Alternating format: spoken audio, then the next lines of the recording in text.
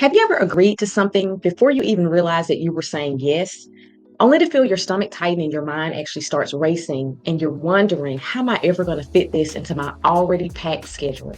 Hi, I'm Dr. Roz, and if that sounds familiar, then today we're going to talk about why it's so hard to say no, and I'll share 3 ways to break that yes trap without losing yourself. Saying yes feels like the easy way out in the moment until you realize that it's the very thing that's draining your time, your energy, and sometimes even your joy. And I see this pattern all the time. For some people, it's fear of disappointing others. For others, it's avoiding conflict. You're wondering if people will still like you if you say no, or you're holding on to that role of being the strong one that always has it, always says yes. And sometimes it even comes from trauma responses where keeping other people happy once felt like the safest way to survive. But over time, these patterns run on autopilot. And so you stop checking in with yourself and you start living for everyone else's expectations. And that's when burnout and resentment really start to creep in. Now, if you've been nodding along thinking that's me, then keep listening because the next step could really change how you respond the very next time someone asks more of you.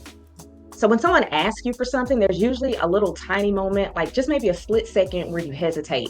That hesitation is not you being afraid. That's your nervous system raising a flag. And here's what I want you to try. Instead of just answering right away, say something to pause them or pause yourself, like, let me check and get back to you. The reason why this works is because that tiny pause interrupts the people pleasing reflex that your body learned in survival mode. And so when you delay your yes, your brain shifts from autopilot into awareness. You give your space to check, do I actually want to do this? Do I have the capacity to do this? And I want you to think about the last request you said yes to. Was there a pause before you answered? And what might have changed if you had have just honored that pause? Number two, name the feeling beneath the yes. So that urge to blurt out yes is usually coming up with another feeling like fear, guilt, or anxiety. And I often have clients pause and ask me, why am I afraid to say no? What will happen? For some, it's that fear of conflict. For others, it's like the fear of being seen as selfish, lazy, or even not enough. And sometimes naming that fear takes away even half of its power.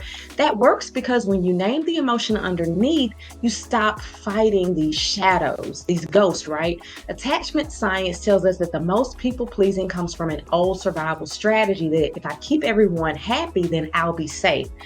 But you get to decide differently. So if you pause right now, what's that one word for the feeling that usually drives your yes? And number three, say no, but say it with compassion, not justification. So here's the part that feels really scary. You don't need to over explain or defend your no. A compassionate, clear no is enough. For example, you can say, thanks for thinking of me. I'm not available this time, but I hope it all goes well. And notice what's not in there. No apology, no 5 point essay dissertation, no shrinking, just respect for yourself and the other person. That works because every single time you offer a clean, kind no, you're retraining both your nervous system and the people around you. Okay, you're teaching them that my no is safe.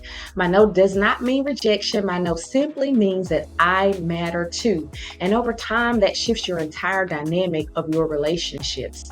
So, how might it feel to say no without this long over explanation, just trusting that your boundary is enough?